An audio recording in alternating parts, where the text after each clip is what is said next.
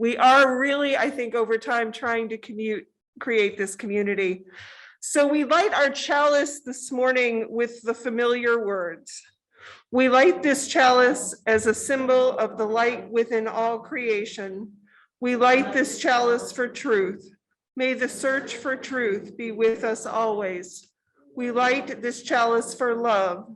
May the love for others be strong in our hearts. And we are blessed with music from Philip today.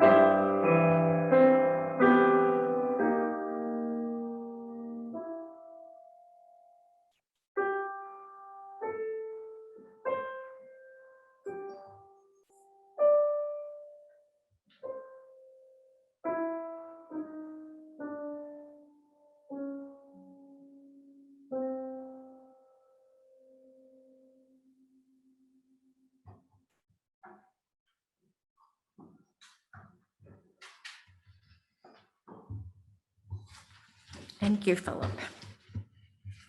So the service today is about relationships and cultivating them and how sticky they can be at times. And so the opening words come to us from Max Coots, and it's entitled, "Let Us Give Thanks."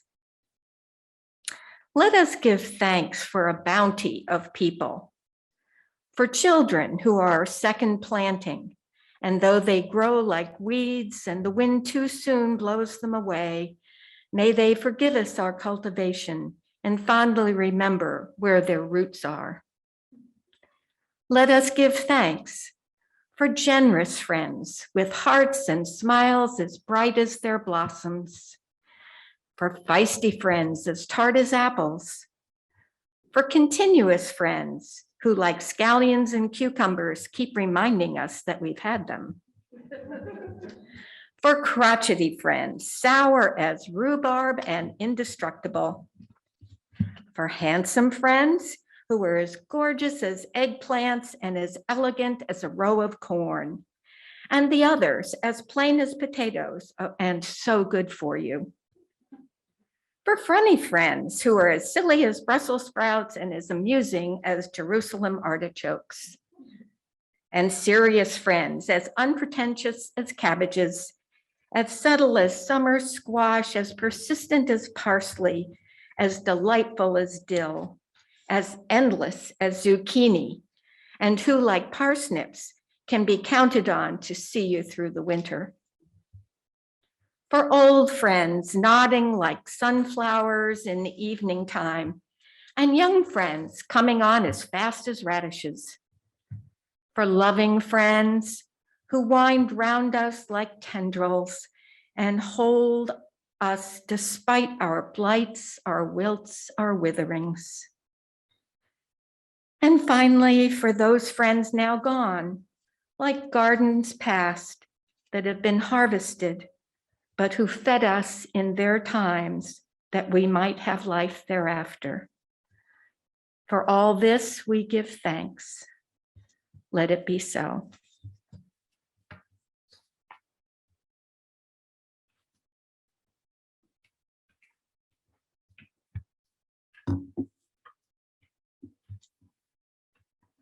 So those are a lot of fruits and vegetables as symbols of relationships. I think when we do our centering, we do something now that is going to come before our time of acknowledgements of the heart. When we are in this time of centering, it is that place of gratitude and to hold those relationships past and those yet to come. Words this morning from Elizabeth Tarbox. Spirit of life, we give thanks for the opportunities to love that present themselves in the turmoil of life, where the light catches the tears in another's eyes, where hands are held and there are moments without words. Let's be present then and alive to the possibility of changing. Let us seek to make another's well-being the object of our concern. Let us seek to be present to another's pain, to bathe in another's wounds, to hear another's sadness, to celebrate another's success, and to allow the other's story to change our own. So many ways we are connected to this world. As we center now, we imagine the times, the demonstrations all over the country yesterday for freedom and justice. We hold in our hearts places that there have been violence. We are especially aware this week of domestic violence, violence from intimate partners. We hold the complexity that comes with relationship in so many ways that are in the public and in our own lives. As we move to acknowledgements of the heart, I invite us first to just take a moment to think not only of relationships that are personal, but relationships between groups, between countries, between so many who could benefit from listening. Let's just take that moment, and then Nancy will lead us in acknowledgements of the heart.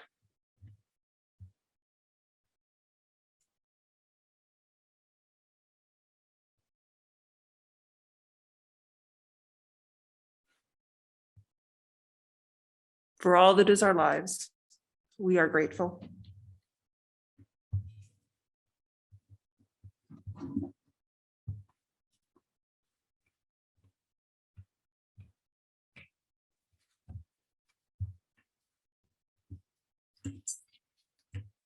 So again, each week we do take time to acknowledge those joys or concerns that are in our hearts. We've asked that those be submitted in writing, either before the service here if you're in person, or those of you who attend by Zoom can mail them, email them to the church office or to Reverend Sue. We do have some this morning.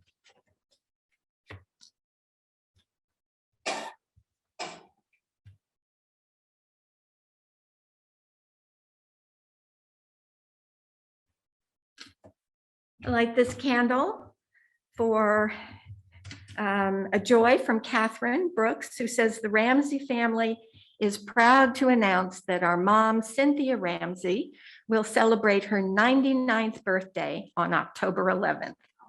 Congratulations. And as we see every week, you are still going strong, Cynthia.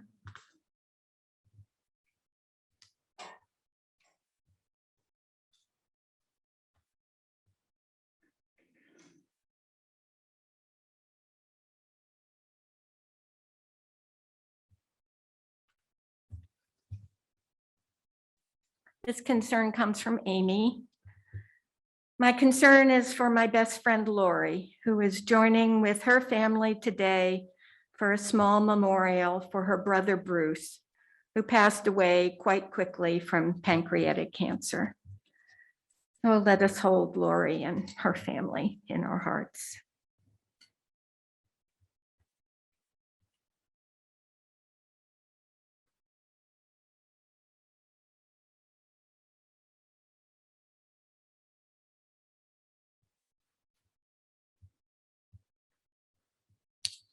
And from Philip.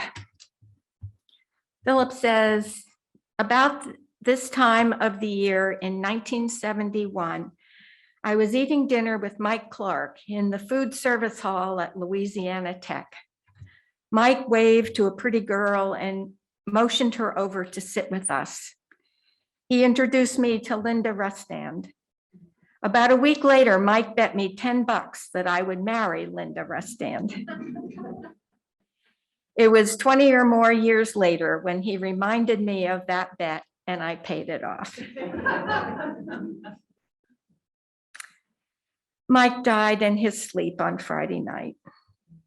He was a fun person with a wacky, unpredictable sense of humor. He was also a gifted artist. Not long ago, I returned to him a painting and several prints he gave to us that he produced in his college art classes. That work adorned the walls of our home over the years. Since retiring, he had returned to painting and was delighted to see this formative work again.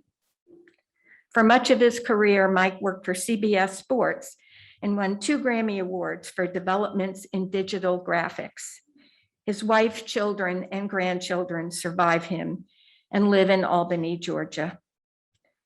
Rest in peace, Mike, and thank you for introducing me to Linda Rustand.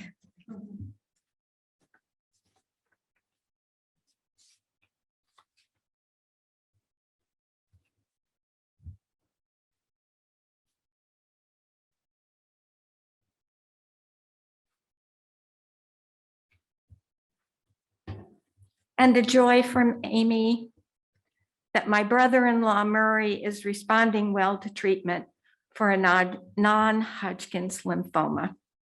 So let's hold Murray in our hearts too.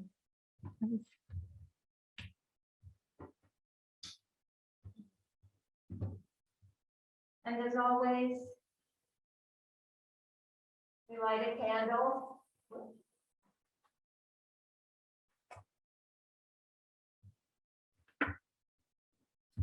For those lost to COVID, their families, all our frontline workers who are still under such pressures and stresses, and all those who are working to keep the rest of us safe. And the final candle I light for all those joys and concerns that we may still hold in our hearts. Maybe take a moment of silence.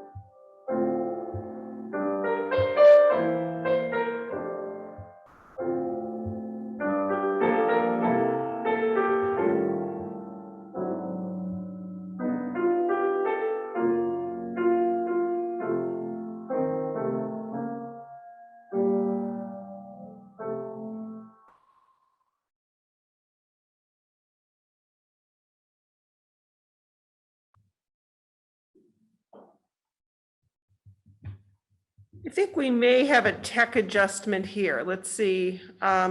Jim, are we going to have the pulpit computer working or not? Okay. Can folks hear me now? How, I know folks here, okay. How about the folks there? You could, the sound is okay? So we're going to do this, and I could also have my computer available on emergency for next time. One never knows.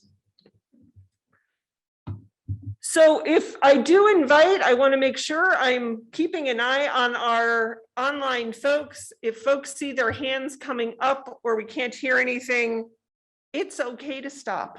It is just okay to pause. So today I'm going to ask us to start with a question that just might have a numerical answer. How many relationships can you have at one active relationships? How many active relationships can you have at one time going in your life? 3, 10, 25, 100? My guess is this question does sound a little silly, but I ask you to hang in there with me for a bit, because I think we sometimes think we can love everybody who's in our address book or our contact list. But we've got in there that person who moved from across the street 10 years ago, and we really enjoy the Christmas card and we think about them well, but we don't even know what they look like now. Or maybe there's that cousin you see once every 3 years at a reunion and you connect boldly over memories.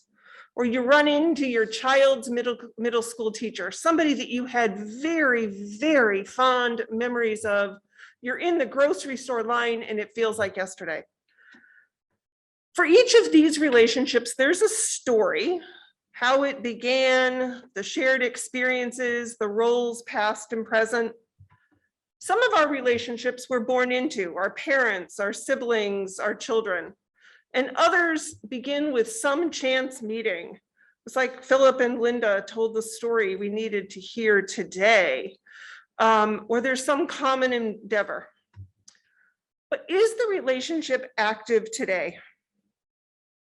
At some point in my life, I needed to figure out who my close friends were. I think it was, I was trying to pare down a list for a party. I was working on the invitation and I asked myself, which of these people actually knew me?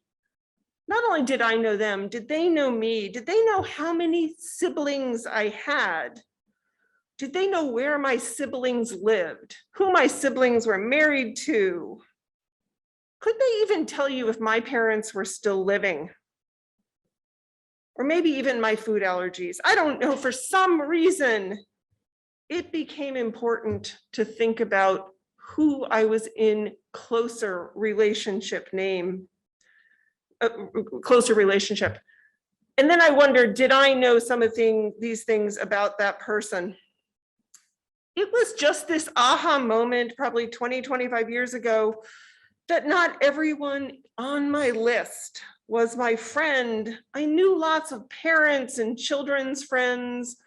I knew colleagues and work colleagues, and I could count on these people. It's not that they weren't people I knew. I had a relationship with them. I could depend on them from carpools. I could depend on them to do their part of the job. But relationships come in layers. Some come with that trust and intimacy. And those are some of the ones I want to poke around a little bit today. Because there's those relationships that come with something fluid, a place of empathetic understanding. There's something mutual in these. And I'm poking around, folks, but what I'm trying to do is have you sort of for now shed the ones that feel a little more superficial and consider depth. I was thinking back about how some relationships get sustained. So we're going to go way back in a time capsule now, maybe 25 or 30 years. That was about what I could handle. And I want to think about how some relationships, some of these closer relationships I had, and I'm guessing folks here had, A lot of them were created and sustained with something that went like this. The phone rang, and think about how many movies start with a phone call.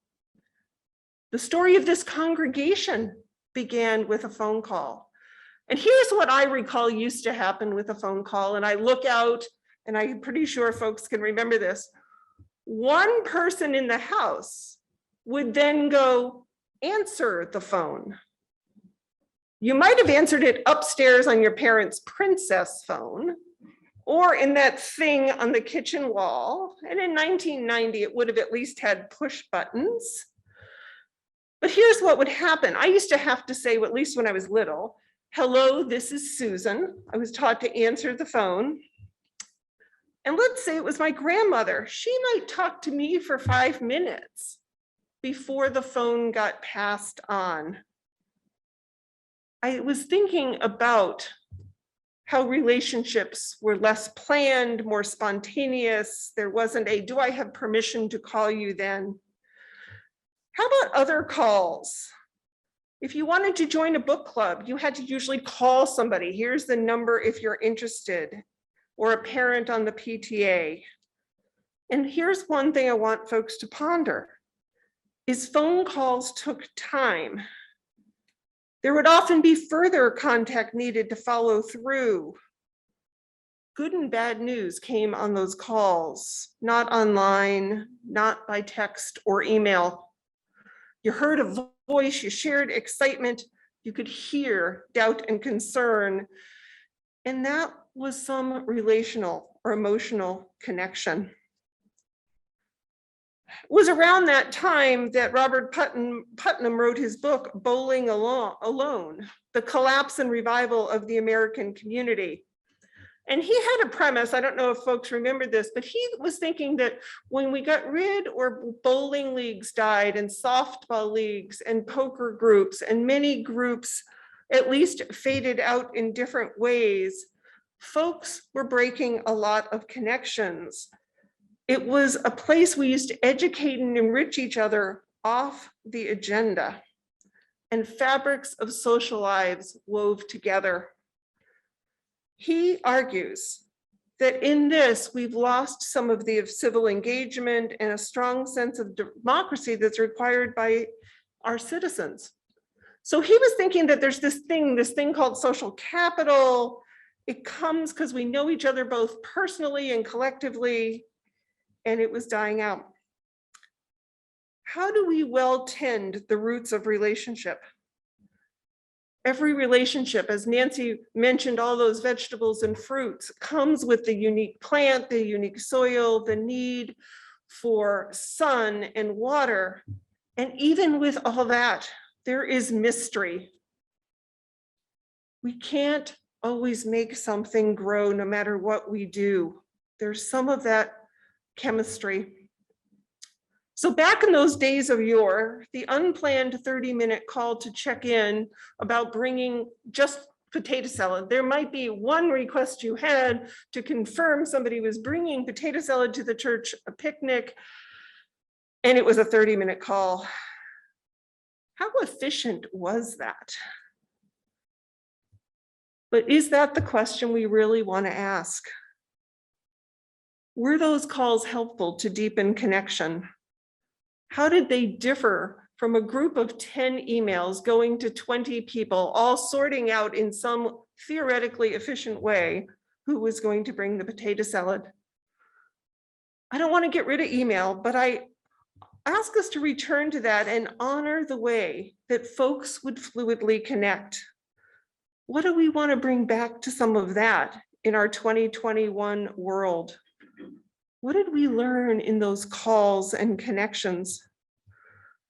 Toddlers learn about relationships when they experience people helping them and understanding and enjoying them. When you have uninterrupted time with a toddler, it emerges over time to some sense of openness and enthusiasm.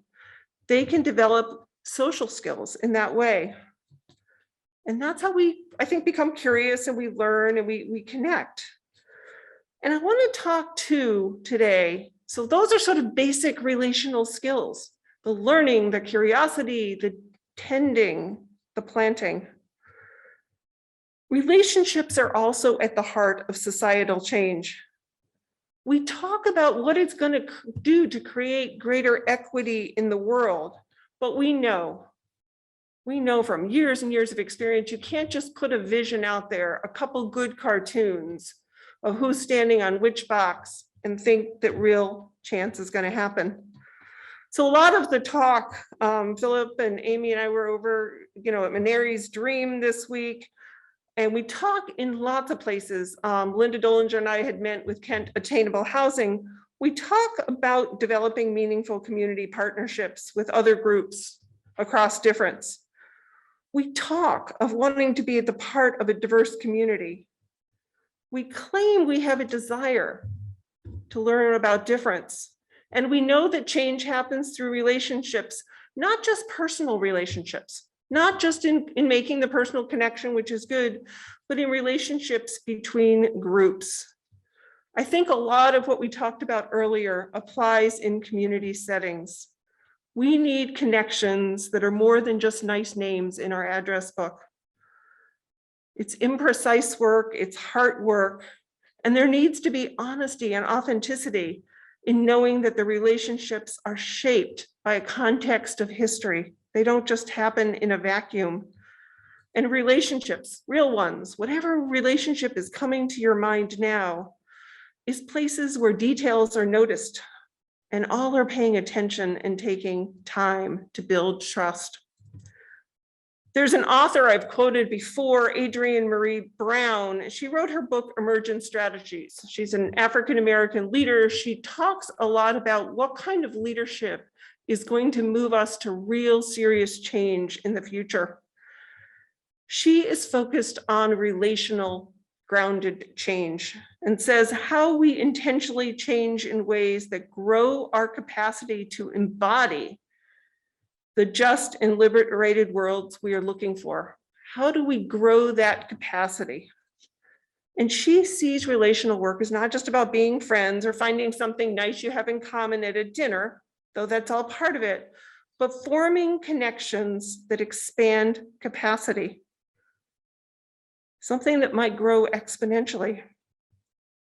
She goes on further to say, we are socialized to see what is wrong, what's missing, what's off, and to tear down the ideas of others and uplift our own. To a certain degree, our entire future may depend on learning to listen and to listen without assumptions or defenses. In some related writing, one of my colleagues, Reverend Louise Green, who has preached a lot locally, done a lot of community organizing, she's currently at All Souls, she notes that the idea of organizing relationally does not preclude the standard mechanisms we need to function as a large group. Rather, a relational culture is flexible, dynamic, and responsive to growing or changing needs.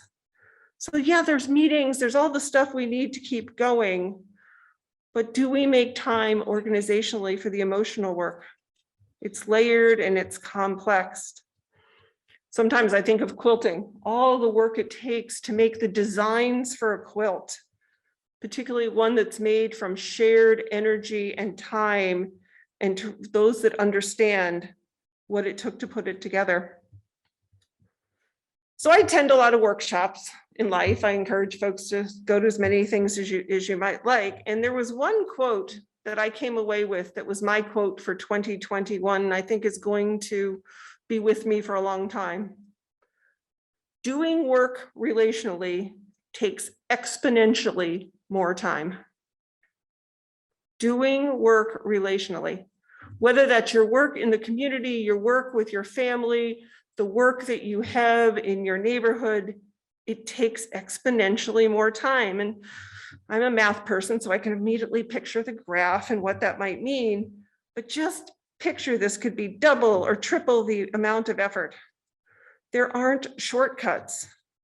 And as you stay in a relationship, the work needs to continue. Well, I know it's felt true for me. Each time I have a meeting with a committee or with my family, I know sometimes I don't do the things on my list because if I do it well, it's going to just take more time. And there's times you need to do the 1-minute potato salad confirmation call. But mostly it's about setting some priorities because I don't think you can have an infinite number of relationships. Adrienne Marie Brown goes on further to offer this guidance on relational work. And she asks this: are you actively practicing generosity and vulnerability in order to make connections between you and others?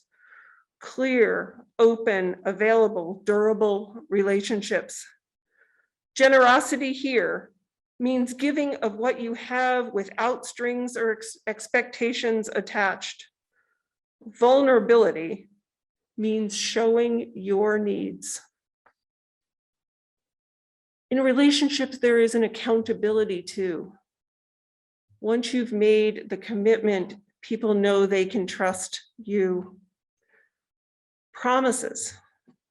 Not unlike the board here, Nancy's going to talk today at the meeting after this about some of the promises and goals the board set, but the board also came up with how they're going to be together, our board covenant of showing up on time, of letting folks know if we can't, of having fun. We put a lot of good stuff, but it was how we want to be as a board, because we want board work to be part of our lives that creates deep relationships for ourselves and for this community, to model that. So if I go back to Adrienne Marie Brown and my colleague, what these women are inviting us to do is see the potential of relational work. And it can sound a little heavy and hard, but I think they're inviting us to do this, to see a flip side. There are many tipping points as it starts. As we've built relationships that are solid, we are learning to express love. We all know of love. What we need to do is cultivate these practices of love, to learn them by heart, like we know how to swim or bike, to default into that listening side, to default into the empathetic side, and to not be afraid to also share our own needs. What if that were the world we lived in? Because I think when you have deep relationships, actually things take way less time. Sometimes they take actually no time. And these, I invite us to think about as moments of grace. It's when the power of love, not because we've earned it, not because it's a transaction, but in these moments, something beautiful happens. It's that moment when you call a friend with a disappointment and they get it in 30 seconds. And if they live close enough, they show up with ice cream. It's that in Easton, they had a scenario a couple weeks ago where late at night, Liz Hausberg got very sick, was throwing up. She was supposed to lead the trial and error service. In one text, Emily said, "Yeah, I got you." She led a service she had never seen before. There's the times you get called to speak in the community or play music and you show up. These are not transactional. It's not a payoff because you invested the time, but relationship by relationship, we learn to love well. We learn this power of restorative love. And we walk in the world with a little lighter step, knowing we have some committed partners on the journey and knowing that they've got us. And I think it's through this work that the world does get healed a bit at a time.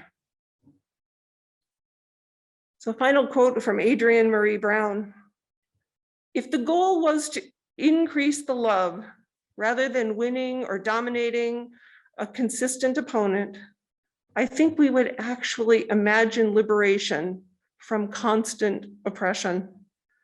We would suddenly be seeing everything we do, everyone we meet, not through the tactical eyes of war, but through the eyes of love.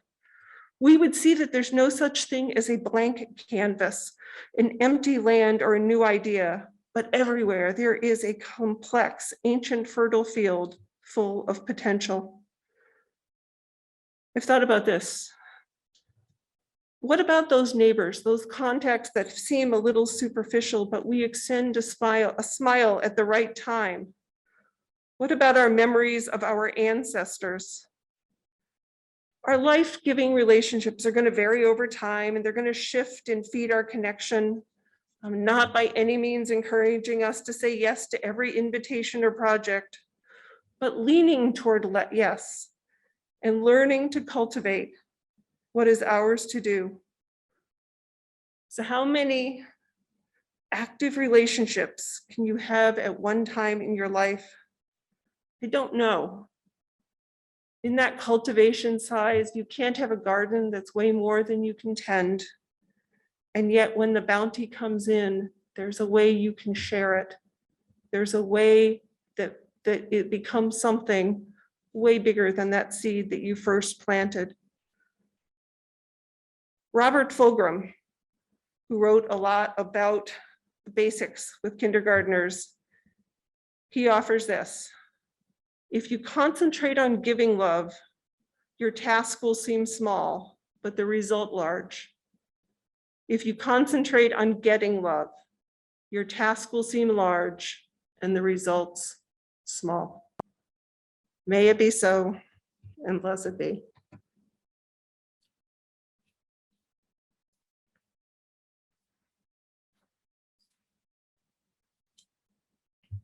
And it feels awkward just to end a service right here. I keep my phone here. We're good on time. I ask everyone just to take a deep breath, to imagine those early folks who taught you relationships, things you wished that you learned way later, that you sure wished you had known when you were in high school, all the dynamics of our relationships, and take that question with you this week. How many active relationships can we have at one time? So in a moment, we're going to extinguish our chalice, and then we will have Philip play some music. And then we really encourage everyone to go outside. We can bring chairs out if we need to and connect with one another and maybe share some there of your thoughts on the sermon. We can leave the bridge open for those that are online if they want to chat and connect. So anything else, Nancy, before we end our service? Why don't you tell everybody the meeting? That would be good. Is that the meeting after the service? Oh, where is that going to be? So if you're not going outside to the coffee hour I just told you to go to, they can take a few minutes and socialize first? 2 minutes. Nancy's giving you 2 minutes. We do invite folks. Are we keeping the bridge open are we keeping Zoom open for that? So if you're not going to do that, come on outside. But if you can stay and hear from Nancy about the board's work, we are keeping that open on Zoom. So as we extinguish our chalice lighting today, we do invite folks after the postlude. If it's not your thing to stay, graciously either go outside, you can leave. If you're staying, we'll get started about 5 minutes after the service ends. Is that okay? Okay, Nancy, just we're good. We forgot to talk through that part yesterday. So extinguishing our chalice. So we get the sign, the chalice. Maybe I'll read the words. Nancy will do this.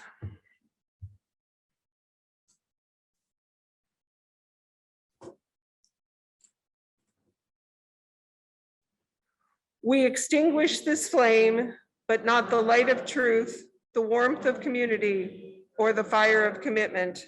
These we carry in our hearts until we meet again.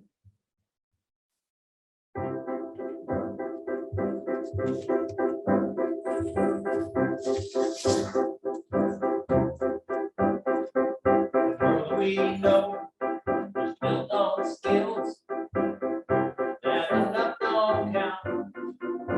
Without the sweat and toil of yours and mine, well, it wouldn't be worth a dime. You've got to live and give, share and care, really put some love in the air. When your neighbor's down in trouble, you got to pick your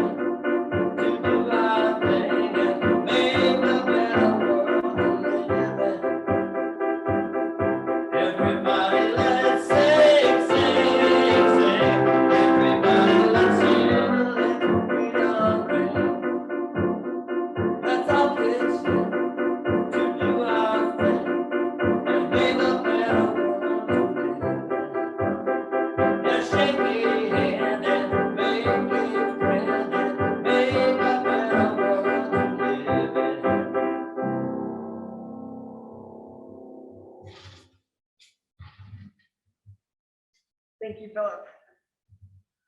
Go in peace, go in love, and transition quickly to the next part of the meeting. We'll give it just a couple minutes.